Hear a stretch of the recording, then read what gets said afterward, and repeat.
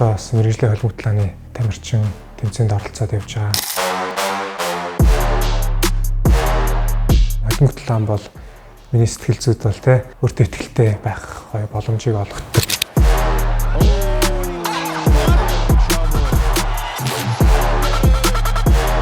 Азийн наадам гэдэг бол одоо энэ чанар чансаагаараа аль орон ер нь хамгийн тэргуунд байна гэдгийг бас шалгана шүү дээ. Тэгэхээр бид нар энийг зохион байгуулж байгаа учраас бидний чанарыг маш өндөр түвшинд авч явах хэрэгтэй. Бидний давуу тал юу вэ гэхээр чинь бид нар бол их орондоо оролцох чинь шүү дээ. Гадагшаа явж ивэл бас хэцүү ингээл дээрээс нь яг тэр 8 орны залуучууд өөрсдөө ингэж гоё ингэж харуулах бас нэг цагаархан ингэж хатаархлыг төрүүлэх байдлаар гоё оролцоосоо гэж би бол уриалмаар байна.